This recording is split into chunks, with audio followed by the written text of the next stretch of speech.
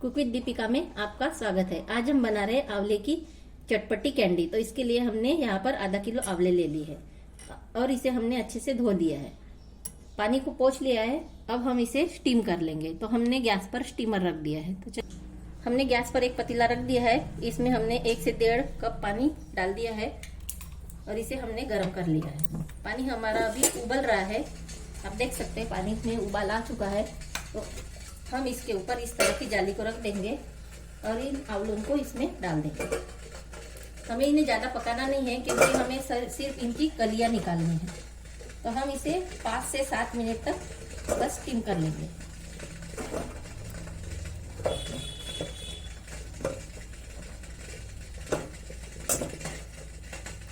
हमें इसे ढकते हुए 5 से 7 मिनट तक पका लेना है।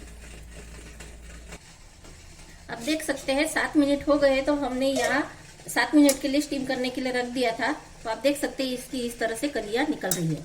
हमें इसकी कलियां को निकाल लेना है। अगर दाग हो तो इसे भी हटा देना है, इसे इस तरह से निकाल कर फेंक देना है। अगर आप चाहे तो इसके हम अभी गैस को बंद कर देते हैं और इसे ठंडा कर लेते हैं। अगर आप चाहे तो इन आंवलों के इस तरह से छिलके निकाल कर भी इसकी कलियां निकाल सकते हैं इस तरह से, क्योंकि हमें इसे मिक्सी में डालकर पीसना है। या तो फिर आप इस तरह से बाउल में डालकर मैशर से मैश भी कर सकते हैं।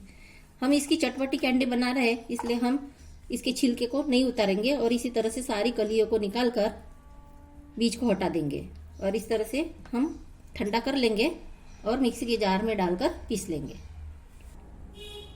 आप देख सकते हैं हमने सारे आंवलों के इस तरह से पीसेस कर लिए हैं। हमने इसका छिलका नहीं हटाया है और इसके बीज भी हमने हटा दिए हैं। सारे आंवलों के बीज हमने हटा के इस तरह से इसके पीसेस कर लिए। अब हम इनको मिक्सी के जार में डालकर पीस लेंगे। तो हमने यहाँ पर मीडियम साइज का मिक्सी का जार ले लिया है। अब हम इसमें इसे डाल देंगे। आधा आधा करके हम 2 बार इसे पीस लेंगे। हमें इसे बहुत फाइन नहीं पीसना है, थोड़ा दरदरा ही पीसना है। हमने आंवलों को यहाँ पीस लिया है। अब देख सकते हैं इस तरह से इसका मिक्सचर तैयार हुआ है। अब हम इसमें, क्योंकि हम चटपटी कैंडी बना रहे हैं इसलिए हम इसमें जीरे को ऐड करेंगे। तो हम यहाँ आधा चम्मच के करीब जीरा ऐड करेंगे, जिसे हमने भून लिया है और पीस लिया है। और ये हमने काली मिर्च को दरदरा पीस लिया है, तो इसको भी हम आधा चम्मच के करीब ऐड करेंगे। और टेस्ट के अनुसार हम नमक को ऐड करेंगे। आप इन तीनों मसालों को अपने टेस्ट के हिसाब से कम ज्यादा कर सकते हैं। तो हमने यहाँ काला नमक भी ऐड कर दिया है। और खटास के लिए हम यहाँ पर लेमन जूस को भी ऐड कर देंगे। तो हमने यहाँ 1 लेमन का जूस ले लिया है। इसे हम मिक्स करते जाएंगे। देखेंगे कि ज्यादा ये गीला नहीं होना चाहिए और इसका टेस्ट भी अच्छा होना चाहिए।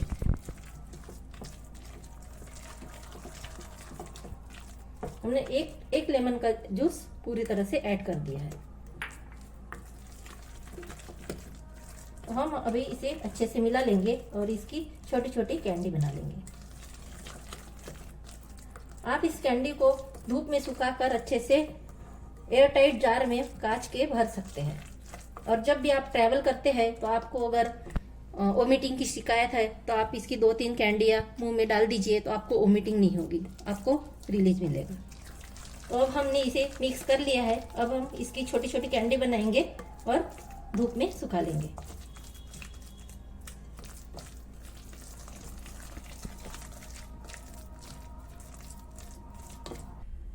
अब देख सकते हैं बैटर को हमने इस तरह की सील पैक पॉलीथीन में भर लिया है और अब हमने इसे कट भी कर लिया है। अगर आपके पास पाइपिंग बैग है तो उसमें आप बैटर को भर दीजिए और इस तरह से दबाते हुए निकाल दीजिए, तो ये बहुत अच्छे से निकलती है। तो इस तरह से आप छोटी छोटी कैंडी बना सकते हैं। अगर आपको हाथ से भी बनानी है तो आप इस तरह से हाथ को थोड़ा सा गीला कर लीजिए पानी से और इस तरह से छोटी छोटी आप डाल सकते हैं, वो भी अच्छी हो जाती है। सूखने के बाद ये थोड़ी और छोटी हो जाएगी, इसलिए हम थोड़ी बड़ी कर रहे हैं। तो आप इस तरह से अभी सारी कैंडीज को तैयार कर लेंगे और धूप में सुखा देंगे।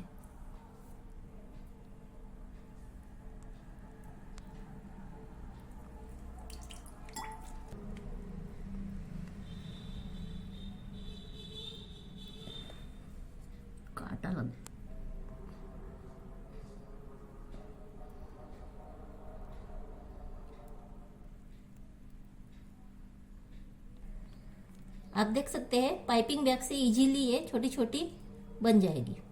तो आप इसे पाइपिंग बैग से भी बना सकते हैं और हाथ से भी बना सकते हैं।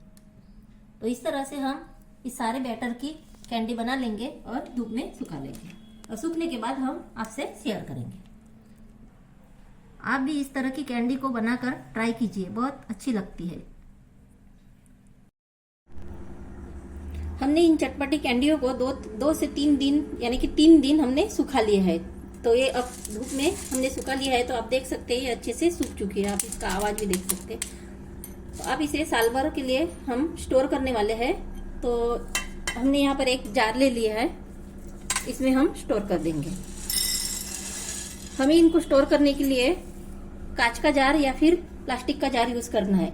स्टील या किसी धातु के जार में हम रखेंगे तो ये कैंडी काली पड़ सकती है और आपका जार भी खराब हो सकता है। इन कैंडियों को हम 1 साल के लिए स्टोर करने वाले हैं, इसलिए हमने एयर टाइट कंटेनर में इसे रख दिया है और इस तरह से हम बंद करके इसे स्टोर कर देंगे।